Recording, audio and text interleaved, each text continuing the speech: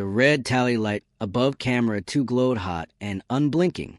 Richard Marlowe smiled, the kind of boardroom smile that was less about warmth and more about discipline. Every movement had been rehearsed 1,000 times. Back straight, cuffs sharp, eyes cool, voice pitched low enough to sound confident but never threatening. "We've always believed in building things that outlast us," Richard said, his hands laced neatly on the desk, cufflinks catching the studio LEDs. "Ports, schools, jobs. That's the work." The CNBC host nodded like a metronome. "And seafront terminal." Richard's phone vibrated in his inner pocket. Once. Then again. No one ever interrupted him on live television. Not Ingrid. Not even his children. Calls didn't get through unless someone on his payroll wanted him to pick up, and Ingrid filtered everything like a steel sieve. He slid the phone from his jacket beneath the desk, careful not to break the smile. His thumb brushed the screen. Unknown caller. And above it, do not ignore. S.T. Bart's. Rooftop. He frowned slightly, enough that the host leaned forward to probe. The phone buzzed a third time. Richard made a choice he hadn't made in 20 years. He answered on air. "Mr. Marlowe?" A boy's voice, breathless, wind tearing through the mic. "You don't know me. My name is Jayden. I found a leather bag. Yours. At St. Bartholomew's. There's a letter inside, sealed in red. It says if you sign anything today, they'll own you." Richard's pulse spiked. His face didn't show it. The cameras were live, the host still talking about projected throughput. He nodded as if listening, but his eyes locked on the wall behind camera 2, where Ingrid stood with her tablet. She saw his expression, saw the phone. She mouthed a single word. "No." Richard ignored her. "Where are you?" he whispered into the mic of his phone, teeth still locked in a smile for the television audience. "On the roof. 2 guys followed me. They're coming up the stairs now." The boy's breath stuttered. "I used the card inside the bag. It had your name. I didn't know who else to call."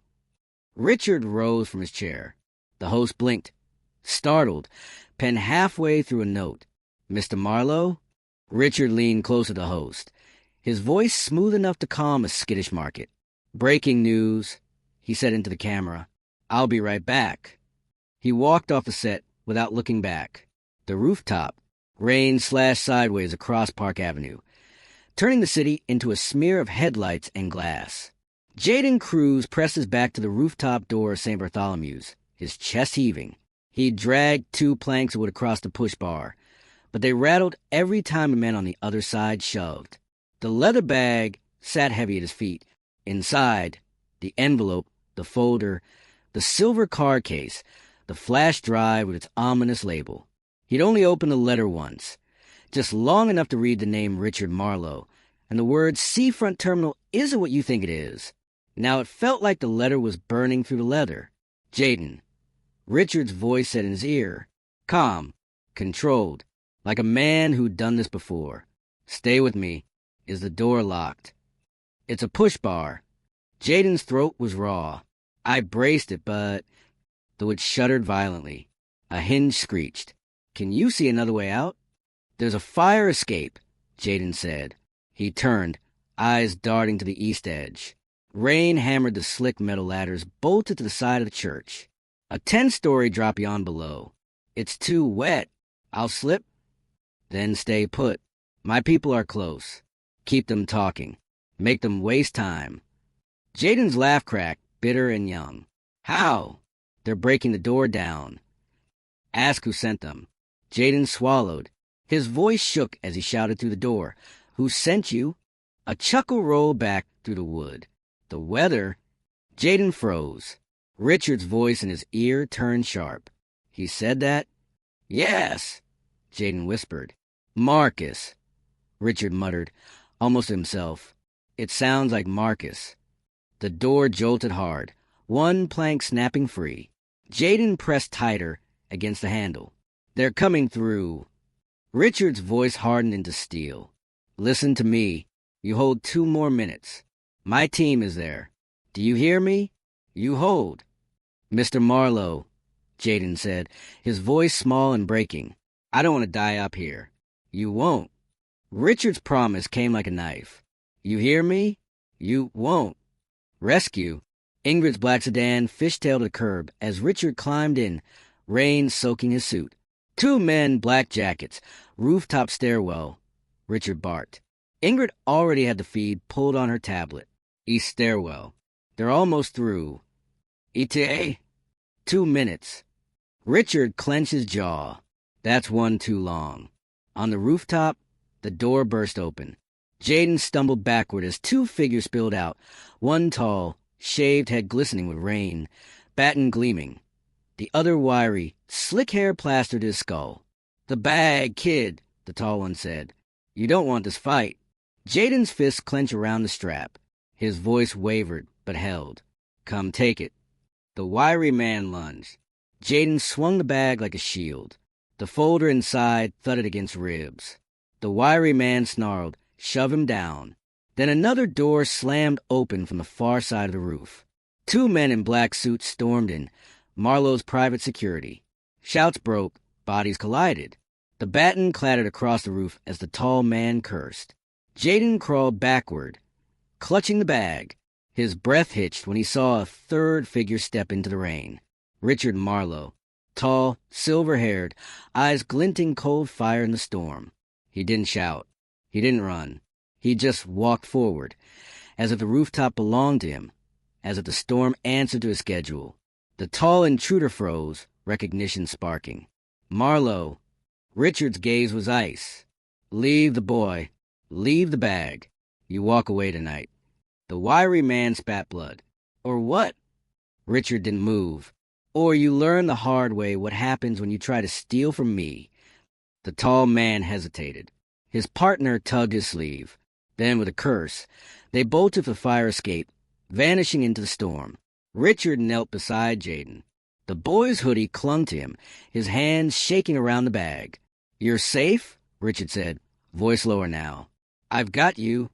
Jayden looked up at him, eyes wide and raw. "Why me? Why this?" Richard glanced at the bag, at the faint smear of red wax on the leather. His jaw tightened. "Because sometimes," he said, "the past doesn't stay buried. And when it digs itself up, it doesn't care who's standing nearby." 48 hours earlier, 2 nights earlier, rain had already soaked the church steps when Jayden first saw the leather bag. He was 16, homeless, hungry, and tired of being invisible. He should have walked past it. He didn't.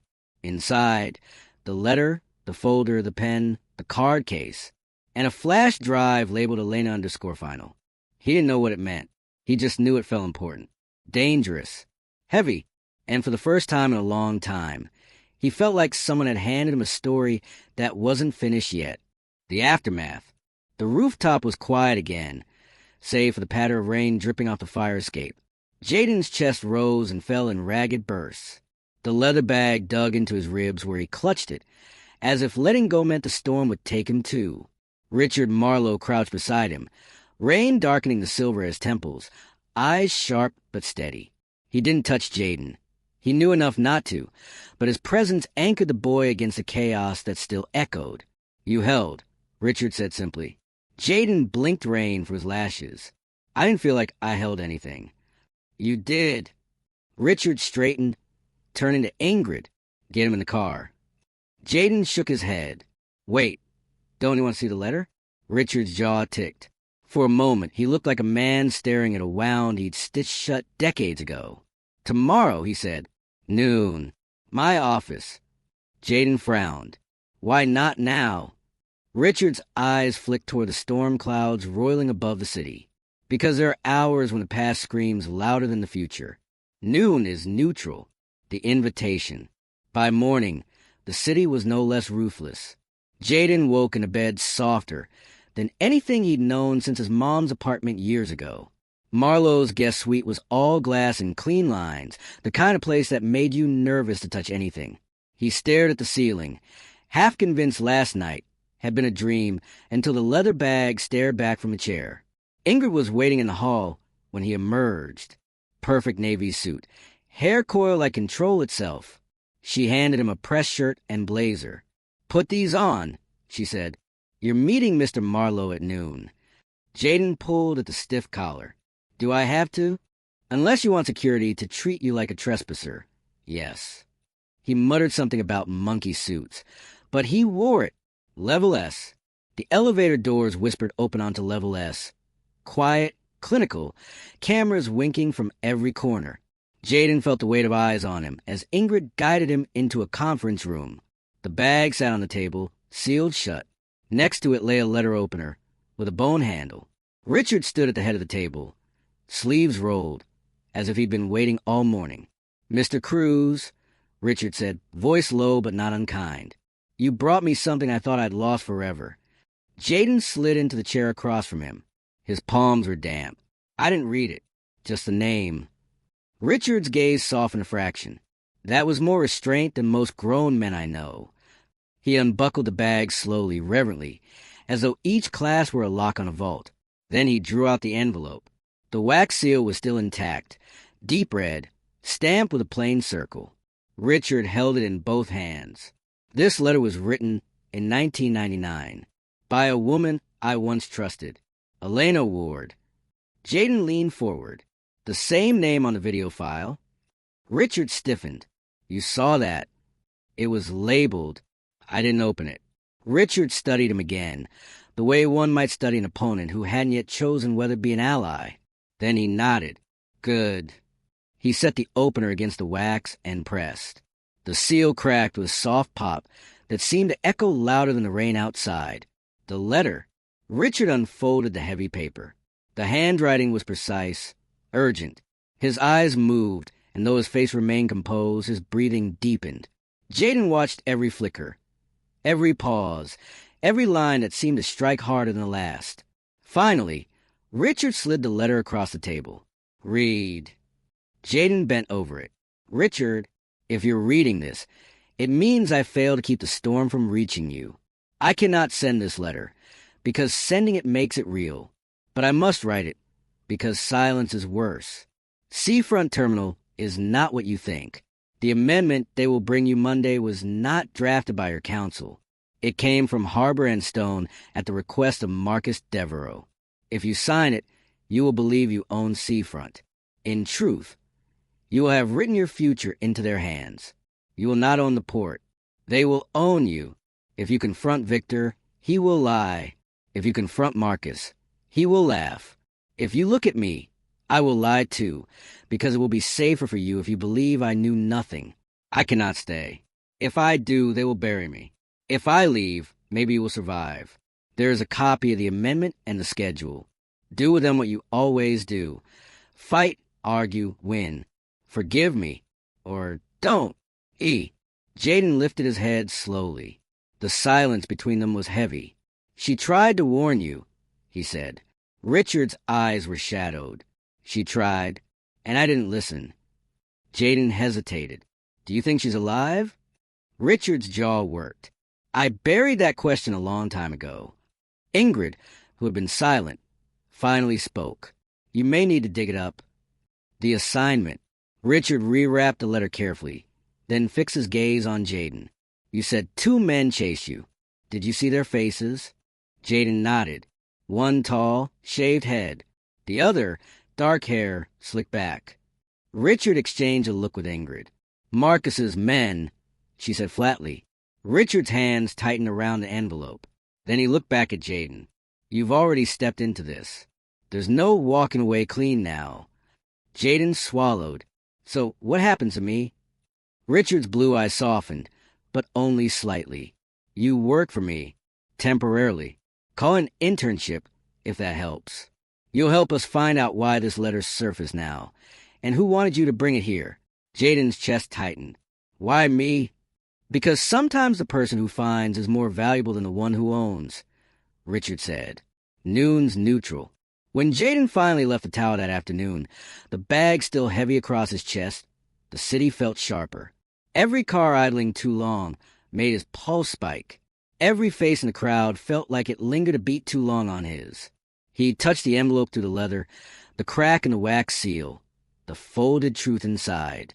Noon might have been neutral, but Jayden knew the storm wasn't, and neither was he anymore. The church steps. By the time Jayden climbed the stone steps of St. Bartholomew's again, He already hated how familiar the place felt. He hadn't meant for the church to become an orbit point, but something about it pulled him back, like the city was folding him into the same corner where the bag had first waited. The rain had stopped. Afternoon sunlight streamed through gaps in the clouds, turning the stained glass windows above him into fractured mosaics of color. The streets hummed with the usual noise, taxis, horns, vendors shouting, but Jayden's nerves made every sound too sharp. He crouched near the cracked column where he'd first seen the wax fragment. His fingers traced a stone. Ingrid had told him to look for details that didn't belong. He wasn't sure what that meant until he noticed a darker scrape along the wall, like someone had leaned here, waiting. Then, out of the corner of his eye, he caught movement. A woman, standing under the green awning across the street, watching him. She didn't hide it. When he turned, her gaze met his without flinching. Her had slipped back, revealing dark hair streaked with silver at the temples, damp from the earlier rain. Her face was older than the image he glimpsed in the video file, but the eyes, the same sharp, urgent eyes, stilled him. The bracelet on her wrist flashed when the sun hit it. Hammered silver, wide, unmistakable. Jayden's breath snagged. Elena, she raised a hand. Not in greeting, not quite in warning. Just enough to let him know she was real. Then she crossed the street with the deliberate calm of someone who had practiced disappearing. "Hello, Jayden," she said. Her voice was exactly as he remembered it from a rooftop. Low, steady, carrying the weight of decisions no one wanted to make. He swallowed. "You're alive." Her mouth twitched. "Alive enough? You wrote that letter. You're the reason Richard." "Yes," she interrupted gently. "I wrote it, and now I need you to deliver something else." From her coat pocket, she pulled a small black flash drive. She pressed it into his hand with quiet urgency. "This is for Richard. No one else. Not even Ingrid." Jayden frowned. Why not Ingrid? Elena's gaze flicked across the street, scanning the flow of people as if each passerby might sprout teeth. Because not all allies stay loyal. Tell Richard that. Tell him I kept my promises. Most of them. Before he could ask more, she turned, slipped back into the crowd, and was gone. The confrontation. By the time Jayden returned to Marlowe Industries, his pulse still drummed in his ears. Ingrid met him in the lobby, her eyes narrowing as soon as she saw the drive clutched in his fist. "What did she give you?" Jayden stiffened. "She said it's for Richard." "Only Richard?" Ingrid's jaw tightened, but she didn't argue. "Then let's go." Level smelled of lemon polish and cold steel again. Richard was already there, sleeves rolled, the original letter on the table before him. When Jayden placed a new flash drive beside it, Richard's face betrayed nothing, but his fingers lingered over it like it was an ember too hot to touch. "She's alive," Jayden said quietly. "I saw her. She gave me this." She said, not to trust everyone. Ingrid's expression froze. Richard looked between them, his eyes colder than the room itself. "Then the storm is closer than I thought," he said. Before Jayden could reply, the intercom buzzed. "Mr. Marlowe." The receptionist's voice crackled. "There's a Mr. Marcus Deveraux here. He insists it's urgent." Richard's jaw flexed. "Send him to Conference C." Jayden glanced at Ingrid. "That's him. That's the name from the letter." Ingrid's voice was razor sharp. "Stay quiet. Watch everything." Marcus. Conference C was a room built for intimidation. Long glass table, wall-sized screen, abstract art that whispered money. Marcus Deveraux waited at the far end. Impeccable suit, silver hair slicked back. Smiled like a man who'd won before the game started. He rose when Richard entered, his arms spread in mock welcome. "Richard," Marcus said, voice smooth as velvet over a blade. "Always a pleasure." "Marcus." Richard's tone was ice. "I don't recall scheduling you." Marcus's gaze flicked toward Jayden, lingering a second too long. "And who's this? Your new protege? You're trading cufflinks for street kids now." "He's with me," Richard said simply. The words hit Jayden like a shield and a target at once. Marcus chuckled. "Soft spot for strays, Richard. Always noble. Always dangerous." Richard unbuckled the leather bag on the table, drew out the letter, and slid it forward. "Recognize this?" For the first time, Marcus's mask slipped. Just a flicker, eyes narrowing, smile straining. Ancient history, Marcus said smoothly. You really want to dig up ghosts? Sometimes ghosts dig themselves up, Richard said evenly. Marcus leaned forward, his smile sharper now. Careful, old friend. The past has teeth, and it still knows your scent. The lesson, after Marcus left, silence filled the room like smoke. Richard stood at the head of the table, shoulders squared, but his hands gripped the edge hard enough to blanch his knuckles. Finally, he turned to Jayden. Well, Jayden blinked. Well, what? What did you see? Richard pressed. Not what you heard, what you saw. Jayden replayed the scene. The flicker in Marcus's eyes, the pause at the letter, the glance at him that lingered too long. He knows she's alive, Jayden said slowly. Or at least he suspects it, and he's scared she has something he doesn't. Richard's mouth curved faintly. Good. You see what matters. The ghost on screen. That night, Richard sat alone in his penthouse study. The city glowed beyond the glass, indifferent. On his desk lay 2 drives. The original one marked Elena final, and the new one Jayden had delivered. He slid the first into his laptop. The screen bloomed with static, then clear to show Elena, young, fierce, eyes burning.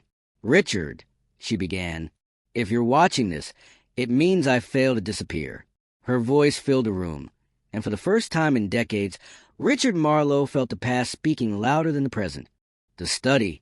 Richard Marlowe rarely hesitated. Decisions were the fuel of his empire. Ports built, contracts signed, lives reshaped with a flick of his pen. But tonight, sitting in the dim light of his penthouse study, his hand hovered over the keyboard like a man afraid of the very answer he'd chased for decades. The flash drive labeled Elena final gleamed faintly under the desk lamp. Next to it sat the new drive Jayden had brought, heavier in meaning than in weight. Richard drew a long breath, poured 2 fingers of scotch he wouldn't touch, and slid the Elena drive into the port. The folder popped open. Dozens of documents, contracts, shipping manifests, port schedules. Dates burned into his memory, but his eyes went straight to the video file. Elena final, that MP4. He clicked. Static flared, then dissolved. Elena on screen. Her face filled the frame. Elena Ward, 24 years younger, hair tucked behind her ears, eyes locked on the camera with urgency. Richard, she began. Her voice was steady, but a tremor hummed beneath. If you're watching this, it means I failed to disappear. Richard's chest tightened. He hadn't heard that voice since the night she vanished. He hadn't realized how much of it he'd memorized. I don't have long, Elena continued. Marcus is moving faster than you think. Seafront is just the first cut. Red Hook, Fairmont, Calais. They've already tied them into the same amendment language. Harbor and Stone drafted the contracts. Victor signed them. Klein looked the other way. She held up a folder, thick with pages. This is the copy they didn't mean for you to see. If you sign what they put in front of you, you won't just lose Seafront. You'll lose everything tethered to it. Her hand shook, but her eyes stayed locked. They told me I could keep quiet, that I could walk away rich if I played along. But you know me, Richard. I can't live like that. I thought I could fight from inside, but they watched every step. When I pulled these files, they saw they're already looking for me. She leaned closer, her voice low. I lied to you. I told you I knew nothing. I told you I believed Victor. I told you Marcus was bluffing. I thought it would keep you safe if you believed me. I'm sorry. I was wrong. I might have cost you everything. Her throat bobbed as she swallowed. If this drive reaches you, it means I didn't make it, or it means I had to run too far to turn back. I don't know which is worse. She looked down, then back up. Her eyes were brighter now, edged with something raw. One last thing. Marcus won't come for you directly. He'll come through people you love. Don't give him that door. He doesn't knock. He breaks hinges. She reached toward the camera, as though to stop it, then froze. Because behind a reflection in the glass door, faint but visible, was the outline of a man. Tall, broad-shouldered, standing still, watching. The screen went black. Silence. Richard sat motionless. The room around him felt smaller, suffocating. He replayed the final seconds frame by frame. There, when she leaned forward, he caught again. A silhouette, blurred but undeniable. She hadn't been alone when she filmed this. "God damn it, Elena," he whispered. "Who was with you?" The knock at the study door made him flinch. Ingrid stepped inside, tablet in hand. "I traced the harbor and stone breach. It was internal. Senior-level access. Which means Marcus still has eyes where he shouldn't." Richard shut the laptop with a snap. "He's not the only one." Ingrid frowned. "What do you mean?" He poured the untouched scotch back into the decanter, movements clipped. Elena wasn't alone. Someone was standing behind the camera when she recorded that video. Ingrid's jaw set. "Then we need to find out who." Richard's eyes hardened, and whether they're still alive. Jayden's burden. Meanwhile, Jayden sat in the guest suite, knees pulled to his chest, staring at the leather bag on the chair. He couldn't shake Elena's words. Don't trust everyone. Not even her. He thought of Ingrid, efficient, cold, always 3 steps ahead. Could Elena have meant her? Or someone else entirely? The more he turned it over, the more one thing became clear. Whatever was inside that bag had already changed his life. And it wasn't done yet. The call, just after midnight, Richard's private line rang. Only 3 people in the world had the number. He answered. "Richard." Marcus's voice drawled, calm as poison. "You've been busy." Richard didn't bother with pleasantries. "Stay out of my house." A low chuckle.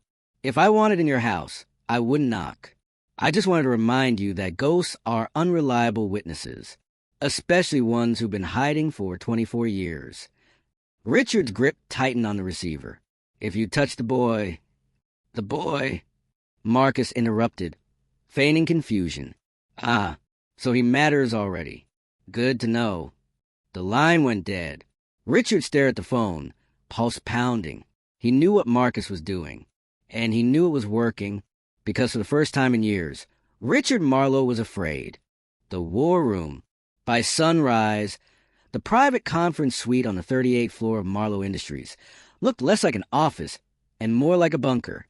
Files covered the table. Scanned amendments, shipping logs, court filings from 2 decades ago, all pinned with red tabs. Ingrid had transformed the corkboard into a lattice of names and dates. Marcus Deveraux, Victor Langley, Harold Klein, Harbor and Stone. Richard stood at the head, sleeves rolled, jaw tight. Jayden sat 3 seats down, still nursing the bruise on his wrist from the rooftop fight. He fell out of place in the blazer Ingrid had insisted he wear, like a kid playing dress-up in a costume stitched for a world that didn't belong to him. Ingrid pointed to board. "We hit Marcus on 3 fronts, legal, digital, and public. If we move fast, we can box him in before he spins the SEC investigation any further." She clicked her tablet. The wall screen bloomed with a flowchart. Legal. File injunctions against every shell company tied to Seafront and Red Hook. Discovery motions will keep his people busy for months. Digital. Trace the harbor and stone breach. If we can prove the hack came from their servers, we drag their reputation into the gutter. And public, we leak the discrepancies. Old port logs missing shipments, unexplained revenues. Enough smoke to spook investors. Richard nodded. Good. Marcus thrives in shadows. We burn them out. His gaze shifted to Jayden. What do you see? Jayden's throat tightened. Me? I'm not. Yes, you. Richard's tone left no room. What do you notice? Jayden studied the board. Marcus's photo, Klein's faded ID, Victor's sharp smile. Then his eyes caught on one corner, one name circled in red with a question mark. Why is Harold Klein the only one without a recent picture? Jayden asked. Ingrid glanced at him, surprised, because he disappeared after retirement. No fundraisers, no boards. He's a ghost. Maybe not a ghost, Jayden said. Maybe someone who knows too much. Richard's mouth tightened. Find him. The visit. 2 days later, the town car idled outside a modest house in Queens. The siding peeled, blinds drawn tight, the yard overgrown. Klein's address had taken Ingrid 12 hours and 3 favors to verify. Retired in 2017, Ingrid said, reading from her notes. Pension checks still coming, but no public tray since. Neighbors say he keeps to himself. Richard knocked. Silence. He knocked again. Finally, locks rattled. The door opened a crack, and Harold Klein peered out, a gaunt man in his 70s, hair thinning, eyes darting. "Klein," Richard said, "we need to talk." The old man tried to shut the door, but Richard braced it with one hand. "We can do this here or in court." After a beat, Klein sagged. 5 minutes. The living room smelled of dust and stale coffee. Jayden perched on the edge of a chair, watching as Richard remained standing, towering near the window. Klein lowered himself into a recliner, hands trembling. "I told him I wanted no part. Marcus said it was routine. Victor backed him. I signed because I wanted out." "You knew," Richard said flatly. "I knew enough," Klein admitted. His voice cracked. "Elena came to me once, said I was helping bury something. I told her to let it go. She left angry. That was the last time I saw her."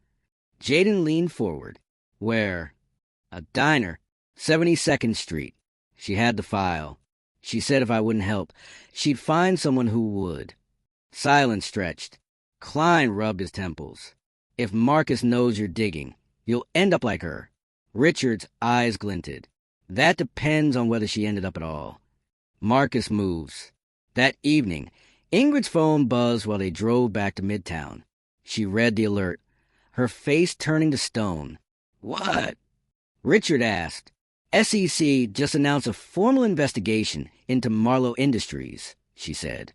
"Anonymous whistleblower complaint. Allegations of fraudulent reporting tied to Seafront." Jayden's stomach lurched. "But that's not true, right?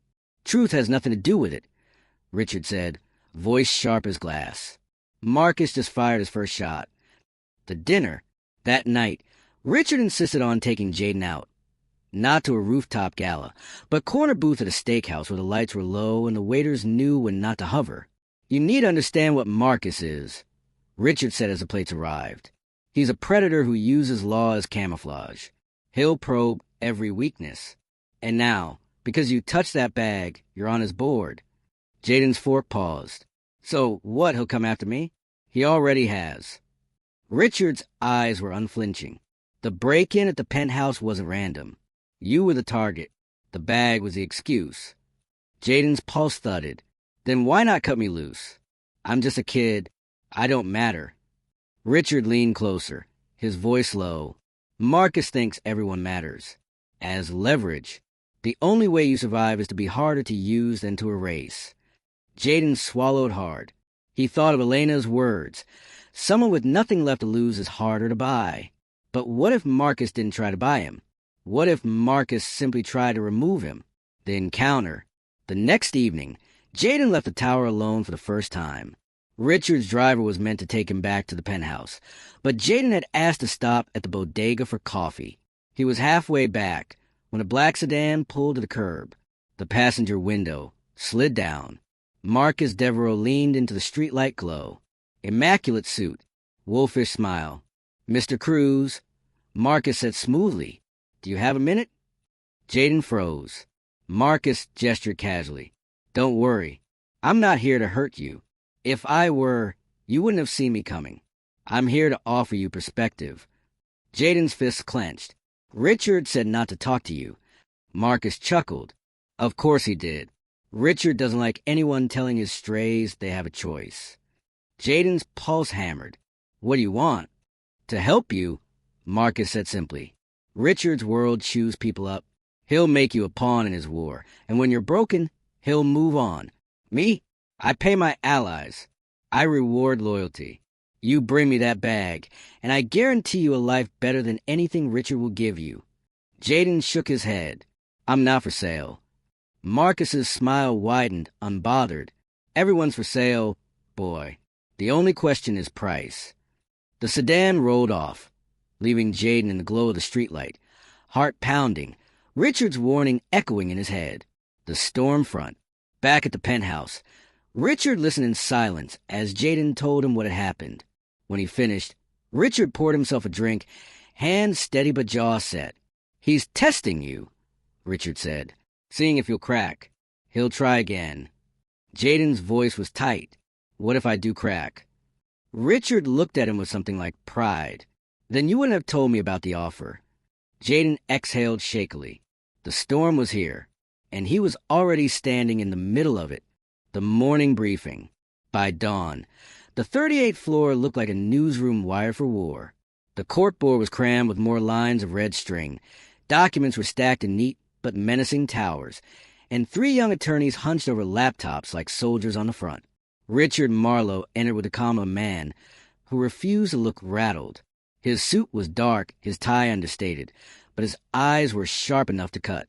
Ingrid flanked him, tablet in hand, hair pulled so tight it looked armored.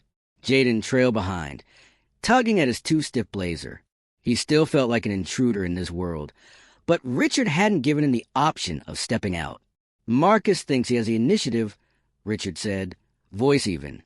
"He doesn't. Not anymore. We hit back today."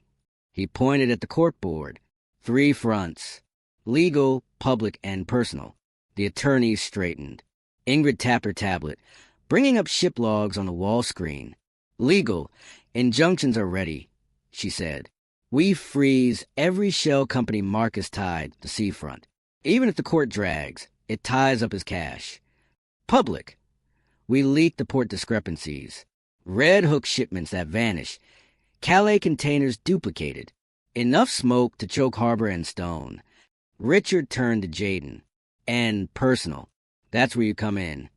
Jayden blinked. "Me?" "Yes," Richard said. "Marcus tried to buy you. You told me. That means he sees value in you. Which means we use that." Jayden's stomach flipped. "Use me how?" Richard's eyes didn't waver. "As bait." "The resistance." Jayden exploded. "Are you serious? I'm 16. I've been in this mess for a week. You want to throw me at the guy who breaks people for a living?" Richard didn't flinch. "He's already circling you. Better to face him on our terms than his." Ingrid's voice was cooler, softer. "You won't be alone. We'll control the environment. But Marcus needs to think you're tempted. He needs to believe you could turn." Jayden shoved his hands through his hair. "And what if I'm not good at pretending? What if he sees right through me?" Richard finally leaned closer, his voice dropping. "Then you learn. Fast. Because survival isn't about being fearless. It's about making fear work for you." Jayden met his eyes. For a moment, it felt less like an order and more like an initiation. He swallowed. "Fine, but if this goes wrong." "It won't," Richard said, "because I don't allow wrong." The leak. By midday, the first tremor hit. The Wall Street Journal published an anonymous leak. Discrepancies in seafront shipments dating back 2 decades. Headline bold. "Poor empire built on ghost cargo?" Within hours, CNBC and Bloomberg picked it up. Stock tickers glowed red. Harbor and Stone issued a statement denying everything, but the denial sounded too polished, too rehearsed. Richard watched the reports in silence, then turned the screen off. That's one match. Now we light the fire. The meeting. That evening, Jayden sat in the back corner of a dim cafe in Soho. A coffee cup sweated in front of him, untouched. A mic was clipped under his collar, barely visible. Across the street, Richard's men sat in a parked SUV, eyes fixed on the windows. At 7:03, Marcus Deveraux walked in. He didn't look like a man under fire. His suit was immaculate, his smile carved in place, as if the headlines were nothing but theater. He slid into the booth across from Jayden, steepling his fingers. Well, Mr. Cruz, I didn't think you'd call." Jayden forced his hands to stay steady. "You said everyone has a price. Maybe I want to hear yours." Marcus chuckled. "Smart boy. Richard will chew you up. He'll tell you you're special, but he's grooming you as a pawn. I know him. I used to be him. The difference is I pay my pawns before I move them." Jayden's pulse hammered. "So what do you want? The bag? The letter?" Marcus's eyes glinted. "I want you. With me. The bag is secondary. Richard believes in loyalty. I believe in leverage. You give me one, I guarantee the other. Jayden swallowed. He heard Ingrid's voice faintly in his ear. Hold steady. Don't overplay it. So he leaned back, forcing a shrug. Maybe, but how do I know you won't toss me the second I stop being useful? Marcus's smile sharpened. Because, unlike Richard, I don't lie about what I am. He slid a black envelope across the table.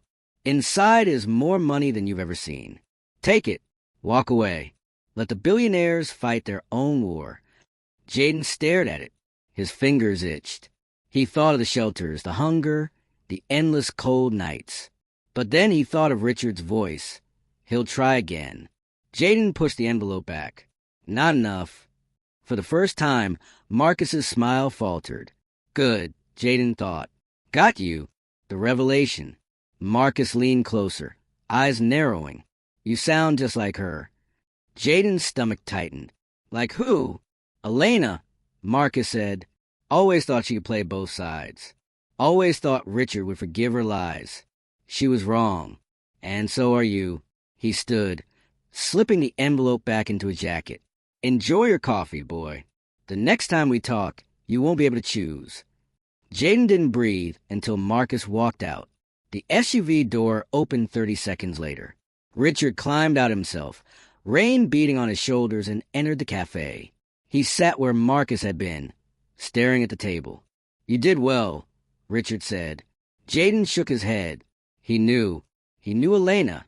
Richard's jaw flexed. He always did. He just never said it. The counterattack. Back in the tower, Richard gathered his team. Marcus blinked tonight. He revealed more than he meant to. That means he's bleeding. Now we press harder.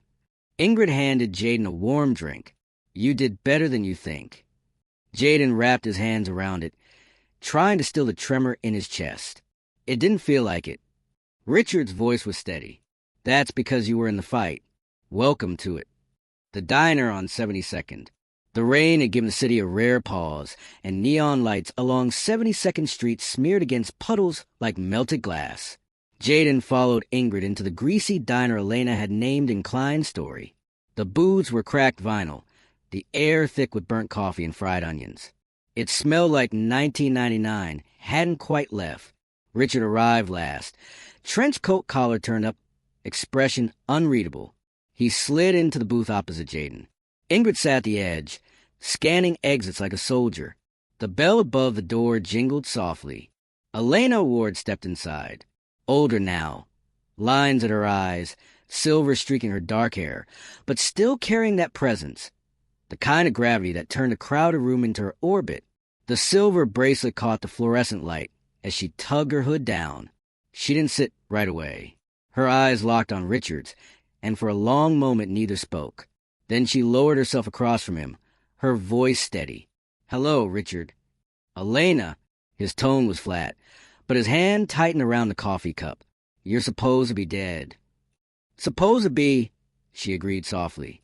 Old wounds. The silence stretched until Jayden couldn't take it. You're the one who wrote the letter. You're the reason.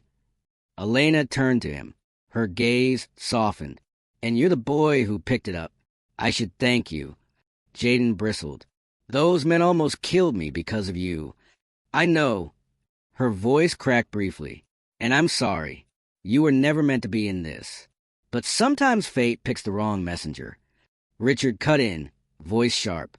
Enough. Why are you here? Elena folded her hands on the table. Because silence has a price, Richard. And I've paid it for 24 years. I thought if I disappeared, Marcus would leave you alone. But he hasn't. He never will. So I'm here to tell you the truth. Ingrid leaned forward. Which truth? Elena's jaw tightened.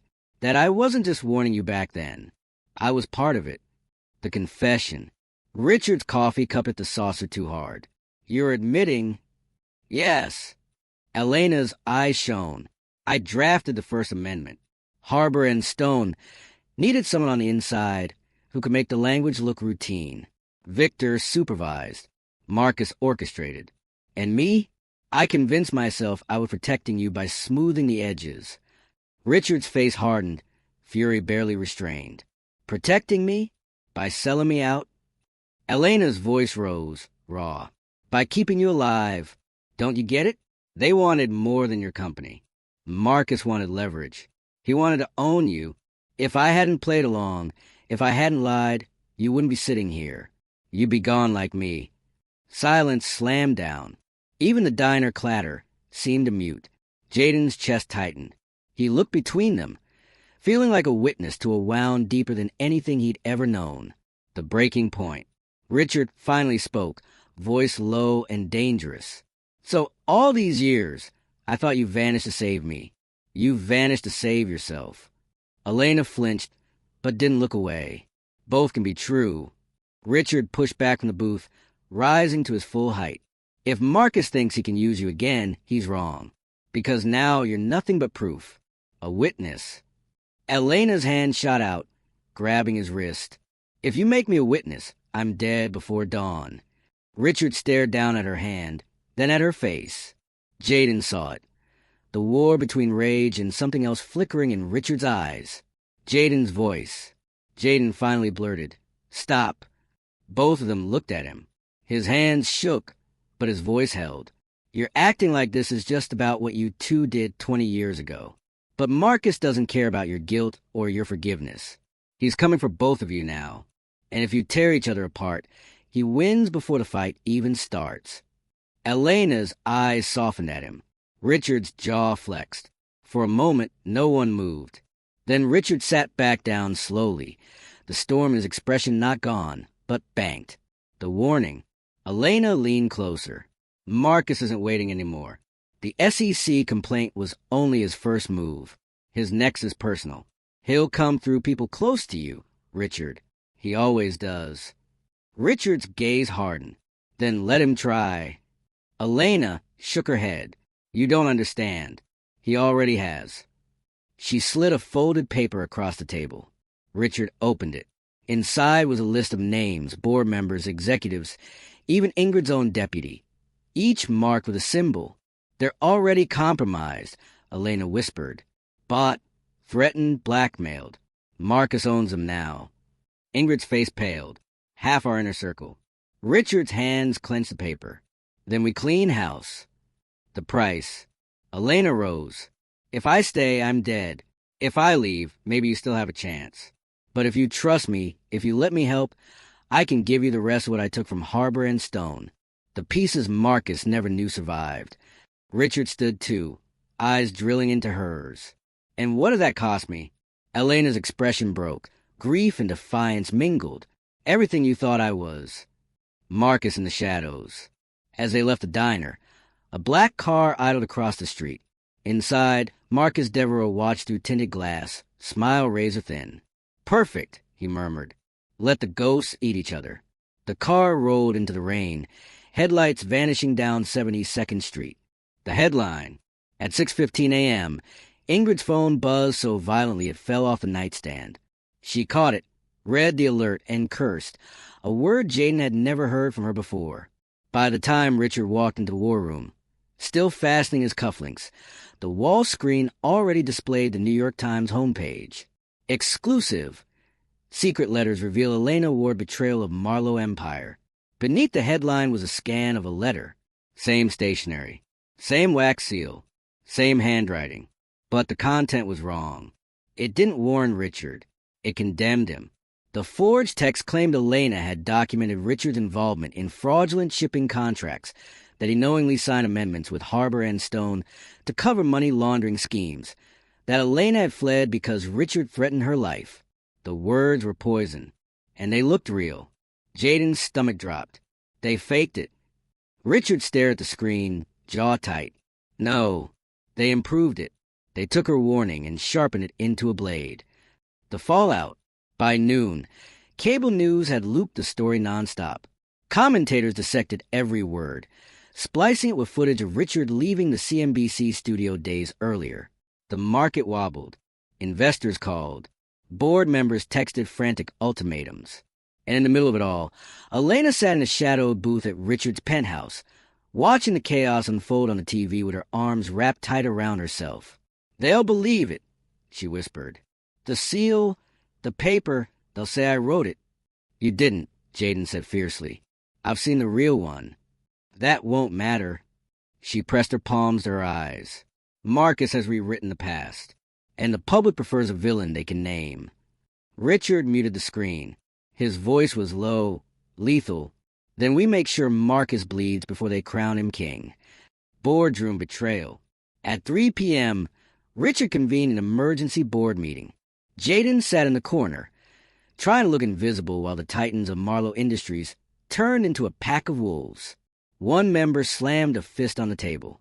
"This story is a nuclear bomb, Richard. If even half of it's true." "It's not true," Richard said evenly. "Then prove it," another barked. "Produce documents." "Show us Elena's handwriting doesn't match." "She's sitting 3 floors up," Richard said. "She can tell you herself." A murmur rippled. Half the board looked alarmed, the other half intrigued. "Bring her down," someone demanded. Richard's eyes narrowed. "No, you don't get to interrogate her like she's on trial.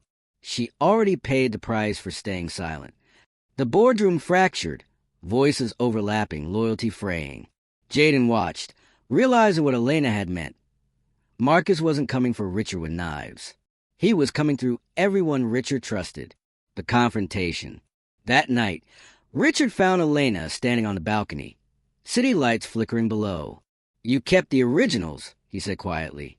"Didn't you?" She didn't turn. "Some of them. Not all. I thought it would be enough. And now Marcus has more of the story than you do." Richard's hand gripped the railing. "Damn it, Elena, if you'd told me everything." "I couldn't." Her voice cracked. "You think you wanted the truth back then? You would have destroyed yourself. And me. I thought if I took the weight, maybe you could keep building." Richard's face twisted. Building on lies. Elena finally turned, her eyes wet but fierce. Better than being buried by them. Jayden, who had stepped quietly into the doorway, felt the words slice both ways. Marcus on air. The next morning, Marcus went live on Bloomberg. He sat polished, confident, a man who looked like the storm was his design. Richard Marlowe built an empire, Marcus said smoothly. But empires, as history teaches us, often hide rot in their foundations. Elena Ward's courage in documenting the truth should be commended. I only wish she had lived to testify. Jayden froze.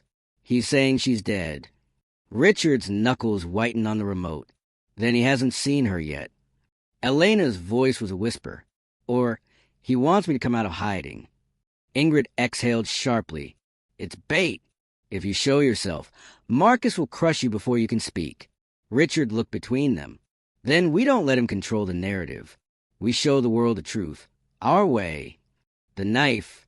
That evening. A package arrived at the penthouse. No return address. Inside, a photo. Elena, younger, seated at a typewriter. Beside her, Marcus, smiling, hand on her shoulder. On the back, scrawled in red ink, "Which story will the world believe?" Elena's breath hitched. Richard's jaw hardened.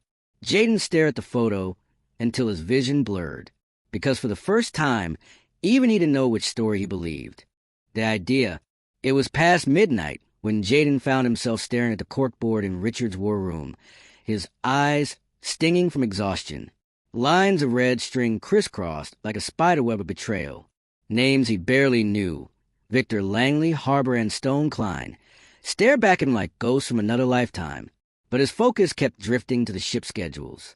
Lines of dates, container numbers, port transfers. He thought about something Elena had said in the diner. They watched every step. When I pulled the files, they saw. What if the files weren't the only evidence? What if something physical had survived? Jayden straightened. "The containers," he muttered.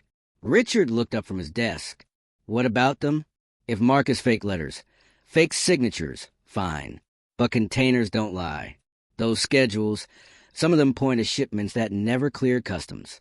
What if they're still sitting somewhere?" Ingrid frowned, arms crossed. "Most abandoned containers get scrapped." "Not all," Jayden pushed. "Some end up in storage yards. If even one of those old boxes is still out there, with manifests, seals, anything, it could prove Marcus was moving ghost cargo." Richard studied him, expression unreadable. Then, slowly, he nodded. You might be right. Ingrid exhaled. It's risky. Those yards aren't playgrounds. They're also not boardrooms, Richard said. His eyes flicked to Jayden. Can you find them? Jayden swallowed. I can try. The yard. 2 nights later, Jayden stood at the chain-link fence of a rusting storage yard in Red Hook. Sodium lights buzz overhead, casting long shadows across rows of stacked containers like silent tombs. Richard hadn't wanted him here. Ingrid had argued until her voice cracked. But Jayden insisted, and in the end, Richard let him, though with 2 guards shadowing his every step. The air smelled of salt and diesel. Jayden's hand shook as he held the photocopied schedule. Container hashtag HBL 99237. June 1999. Should have been shipped to Calais, but it never left. The guard cut the lock.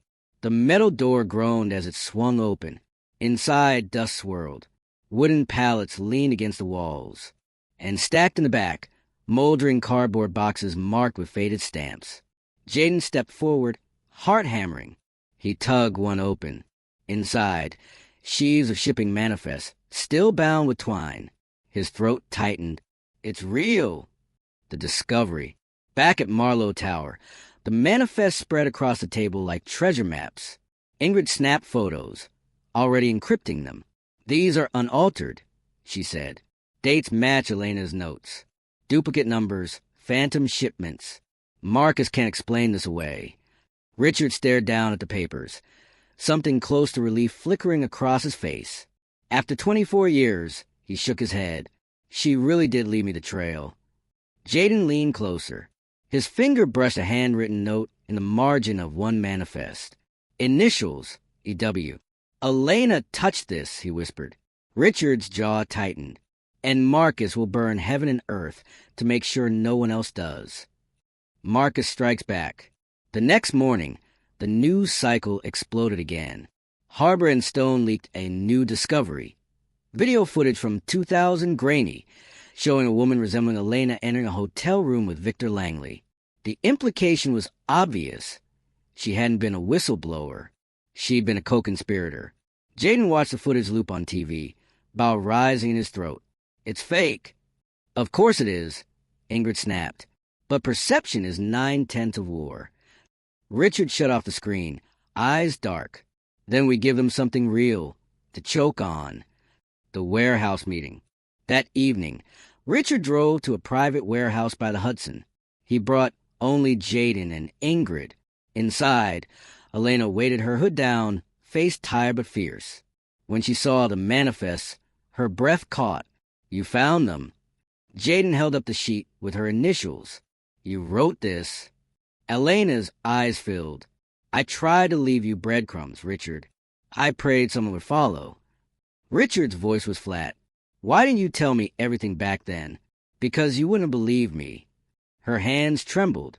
And because if you had, Marcus would have destroyed you before you built the power to fight back. Richard stared at her a long moment. Then he placed the manifest back in the case. This time we fight. The watchers. As they left the warehouse, Jayden noticed movement across the street. 2 figures watching from a black sedan. The flash of a camera lens caught the streetlight before disappearing. His chest clenched. They saw us. Richard's voice was cold steel. Good. Let Marcus know the storm is coming. The broadcast. The war room buzzed like a nerve center on caffeine. Screens flickered with news feeds. Phones vibrated with constant alerts, and lawyers shouted over each other down the line. In the middle of it all, Richard stood calm, the leather bag at his side, like an old soldier's shield. On the main screen, Richard Marlowe, live, facing the cameras. His voice was measured, controlled, but sharp enough to cut through the static. These documents, Richard said, lifting a folder of manifest Jayden had uncovered, prove beyond question that Harbor and Stone, in concert with Marcus Deveraux, falsified shipping logs for more than 2 decades. The evidence is unaltered. It shows phantom cargo, duplicated containers, and deliberate fraud designed to undermine Seafront Terminal. The anchors scrambled. Reporters fired questions. Richard kept his gaze steady. And as for the forged letter published yesterday, it is not Elena Ward handwriting. I know, because the real Elena Ward is alive, and she will testify. Gasps rippled across the press gallery. In a single stroke, Richard had flipped the story. Turned Elena from traitor into witness, Marcus from victim into predator. Ingrid cut the feed. The room exhaled, as if it had been holding its breath for years. That, she said, was a declaration of war. Marcus's reply. The reply came faster than anyone expected. By dusk, Bloomberg ran breaking news. Massive outage at seafront terminal halts cargo flow. The footage showed cranes frozen mid-lift, ships idling offshore, dockworkers milling angrily. A cyber attack, the Chiron read. Anonymous sources whispered that Marlowe's own systems had failed. Richard's phone lit up with board members screaming about lost millions per hour. Ingrid checked her secure feed. It's not a hack. It's deliberate. Someone shut the throughput systems down from inside. Richard's jaw tightened. Marcus moved on the board. He's forcing the narrative. Seafront is unstable under my control. Jayden felt his stomach drop. What do we do? Richard turned to him. His eyes were steel. We keep the cranes moving. 1 hour. That's all I need to prove the system isn't broken, only sabotage. The terminal. That night, Richard's convoy rolled into seafront terminal under flashing lights. The air stank of diesel and brine. Towering cranes loomed against the stormy sky, their arms frozen like skeletal giants. Workers muttered in knots. Some eyed Richard with hostility, others with desperation. Every minute the docks were idle, money bled. Richard strode across the wet concrete, trench coat whipping in the wind. Jayden jogged to keep up, his sneakers slick. Where's the control room? Richard barked. A foreman pointed. East Tower. But the system's locked out. No one can access. Watch me, Richard said. The sabotage. The control room smelled of ozone and dust. Screens flashed with error codes. Access denied. Ingrid was already typing, her fingers flying. Marcus's people installed a kill switch years ago, she muttered. They buried it in the code. It routes authority through a shadow account. Someone on the inside flips it. The system freezes. Can you override? Richard asked. Maybe, but it'll take time. Jayden scanned displays, mind racing. One screen still flickered with live crane telemetry, numbers updating in real time. Wait, he said. If the system's frozen, why are these numbers still changing? Ingrid frowned. They shouldn't be. Jayden pointed. That means it's not dead. It's rerouted. The cranes are listening to someone else. Richard's eyes narrowed. Marcus. The chase. Alarms blared suddenly. Security radios crackled. Unauthorized personnel near Dock 7. Richard didn't hesitate. He sprinted out, Jayden and Ingrid on his heels. Rain hammered the dock as they rounded the corner. And there, halfway up a crane ladder, was a man in a black jacket, laptop slung across his chest. Jayden's heart jolted. That's him, the guy from the rooftop. The man glanced back, smirked, and climbed faster. Get him down. Richard roared. Security swarmed the ladder, but the man was fast. He reached the control platform, slammed his laptop into the port, and the cranes around him shuddered violently. Containers swung like pendulums, chains groaning. Workers shouted, scattering. Richard grabbed a megaphone from a dockhand. Shut it down. Everyone clear the yard. But Jayden wasn't looking at the workers. He was staring at the laptop. The same laptop controlling the cranes, the one that might hold proof of Marcus's sabotage. If the man escaped with it, everything they found could be buried. Jayden's leap. Without thinking, Jayden bolted for the ladder. Jayden! Ingrid shouted, but he was already climbing, rain slick on the rungs, heart hammering. He pulled himself up higher and higher, until the wind whipped hard enough to sting his eyes. The saboteur cursed when he saw him. You again? Jayden gritted his teeth. Yeah, me again. The man swung his elbow, tried to knock him loose, but Jayden ducked and shoved upward, grappling onto the platform. The laptop screen glowed beside them, code spilling across it. They struggled, feet slipping on wet steel, hands clawing for grip. The man was stronger, older, but Jayden was desperate. With a yell, he slammed the man's wrist against the railing. The baton clattered to the deck. Security finally surged up behind him, dragging the saboteur down. Jayden staggered, chest heaving, and grabbed the laptop. The cranes moved. Back in the control room, Ingrid plugged the laptop in. Her fingers flew. The screens flickered, codes unraveling. Then, one by one, the cranes groaned back to life. Arms swung. Containers lowered. Ships in the bay inched closer. On the dock below, workers cheered. Cameras caught the moment. The billionaire and the street kid standing together, soaked in rain, as the terminal roared alive again. Richard exhaled slowly, watching the cranes move. 1 hour, he murmured. That's all we needed. Marcus watches. Across town, in a high-rise office lined with glass, Marcus Deveraux sipped a drink as he watched the footage on Bloomberg. He didn't look rattled. He didn't even look angry. He smiled. Good, he whispered. Let him think he won. He swirled his glass, eyes cold, because the real game hasn't started. The morning after, the headlines should have been victory. Seafront reboots under Marlowe. Billionaire saves terminal from cyber attack. But victories never lasted long when Marcus Deveraux was still breathing. By noon, the ticker had turned. Who is Jayden Cruz? Every news outlet had seized on the image of Richard standing in the rain with a boy who didn't belong in his world. They replayed the crane fight, zoomed on Jayden's soaked hoodie and raw hands, speculated endlessly. Some called him a hero, some called him a pawn. And then Marcus made his move. The leak. A video surfaced on social media, grainy but sharp enough. Jayden, 15, maybe 14 then, caught shoplifting from a bodega, the owner shouting. Jayden's terrified face as the cops pulled him outside. It spread like wildfire. Commentators scoffed. This is the boy Richard Marlowe trusts with evidence? A thief? Jayden sat frozen in front of the screen in Richard's penthouse, his face pale. That was years ago. I was hungry.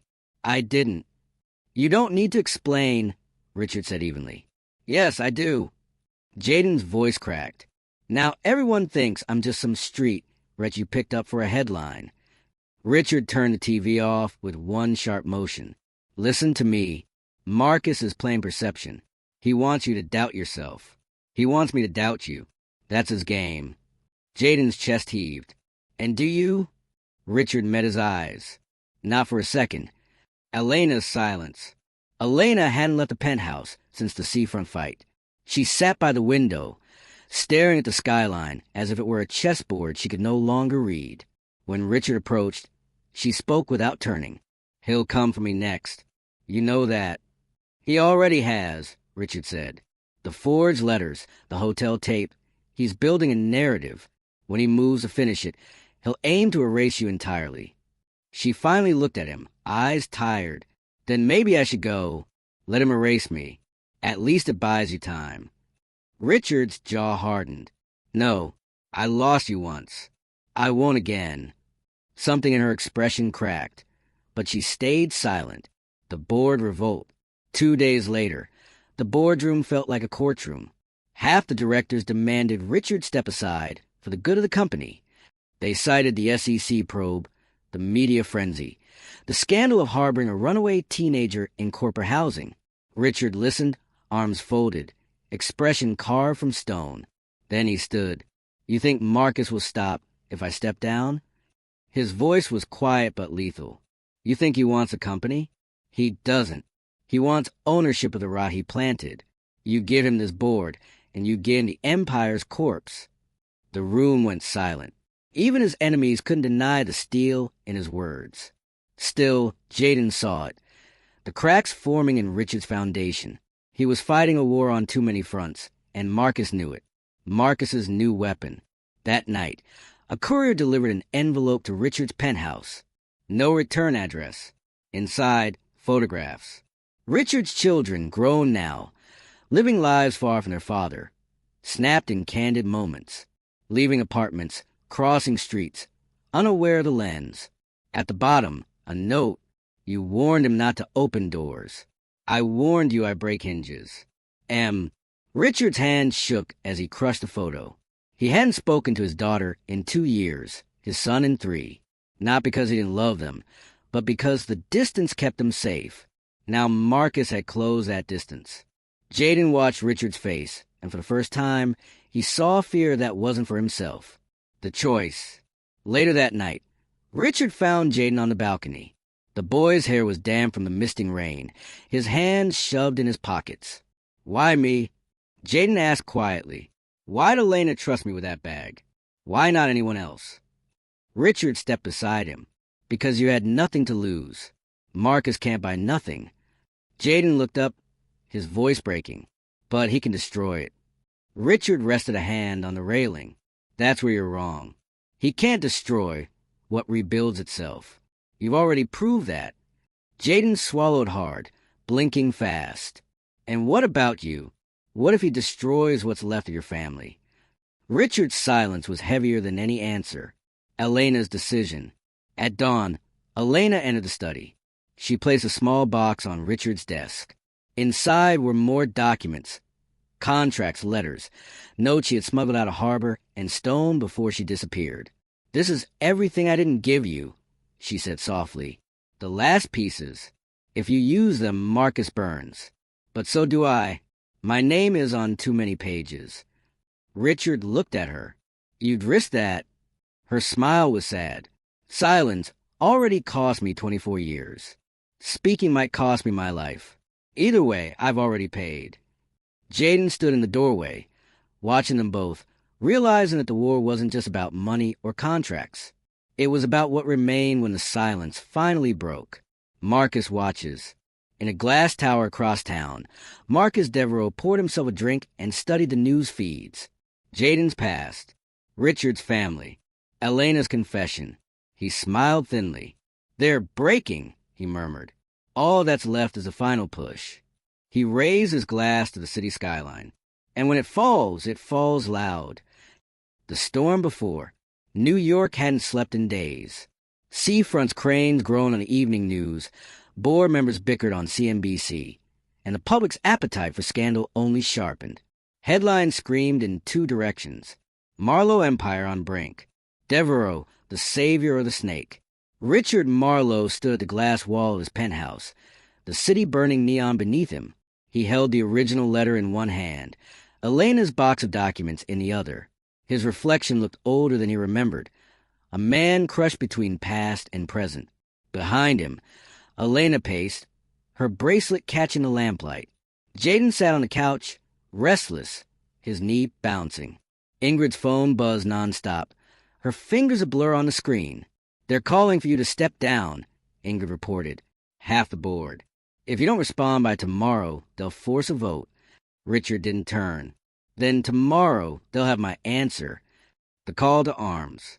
The plan came fast, ruthless. Press conference. Noon, Marlowe Tower. Richard would face the world himself. The originals. Elena's documents, authenticated, ready to expose Harbor and Stone and Marcus outright. The letter. Read aloud on record, no more shadows. Ingrid handled logistics. Elena prepared the files with trembling hands. Jayden listened, heart pounding, knowing once this went live, none of them would ever be invisible again. That night, Richard found Jayden on the balcony. The boy leaned on the railing, hoodie up against the chill. "You don't have to stand with me tomorrow," Richard said. Jayden turned, eyes fierce. "You told me silence has a price. I'm done paying it." For the first time, Richard allowed himself a small smile. The final confrontation. Noon. The press swarmed the marble lobby of Marlowe Tower. Cameras flashed, microphones thrust forward, voices overlapping in chaos. Richard strode to the podium, Elena and Jayden behind him, Ingrid to the side, like a general holding the line. He placed a letter on the stand. The seal cracked, the pages unfolding like the past itself. "This," Richard began, voice steady, "is the truth." He read Elena's words aloud. The room stilled, every syllable carved into the air. Marcus, Harbor and Stone, the fraud, the warning ignored. Elena's betrayal, her silence, her attempt to save him. Then he lifted her documents, shipping manifests, contracts, all authenticated. These prove Harbor and Stone fabricated amendments to Steel Seafront Terminal. Not me, not Marlowe Industries. Gasps, shouts. Reporters scribbled, cameras zoomed. And then a voice cut through. Lies! Marcus Deveraux stepped forward from the crowd, flanked by two men in black suits. His smile was sharp, his voice loud enough to carry. Convenient stories from a ghost. Convenient documents found 20 years late. You expect us to believe this woman? He pointed at Elena. She was my accomplice. She sat in those rooms with me. She forged signatures herself. And now she wants to wash her hands? Pathetic. The crowd turned, hungry for blood. Elena stepped forward. Her hands shook, but her voice did not. Yes, I was part of it. I forged, I lied, I stayed silent. But I also took these. She held up the manifests. I risked my life to smuggle proof. And if I must pay for my silence, I will. But Richard will not fall for crimes he didn't commit. The cameras devoured every word. Marcus's smile faltered. The breaking point. Suddenly, a commotion erupted at the back. Shouts. A man lunged forward, one of Marcus's hired thugs, pulling a baton. He swung for the stage. Before Richard could react, Jayden moved. He threw himself between the man and the podium. The baton cracked against his arm. Pain shot white-hot, but he stood firm, blocking the blow. Security swarmed. The thug was dragged down. Cameras flashed like lightning. The boy in the hoodie, defending the billionaire with nothing but his body. The image hit harder than any document. The collapse. By evening, Marcus's empire was unraveling. Harbor and Stone stock plummeted. The SEC announced subpoenas. Board members who had doubted Richard now begged for his leadership. Marcus himself vanished into the city, his glass tower dark. But Elena knew better. He's not finished, she whispered. Men like Marcus don't surrender. They wait. Richard nodded grimly. Then we'll be ready. What remains? That night, the war room was quiet for the first time in weeks. The letter lay on the table, its words now public, its secrets bled dry. Jayden's arm was bandaged, but his eyes burned with something new. Resolve. Richard poured 2 glasses of scotch. He handed one to Elena, raised the other himself. To silence broken, he said. Elena's smile was small, sad. And to what remains. They drank. Jayden sat back, watching them both. For the first time, he felt like he wasn't just a bystander to someone else's war. He was part of the story. And maybe, just maybe, tomorrow's headline wouldn't be about what they lost, but about what they built.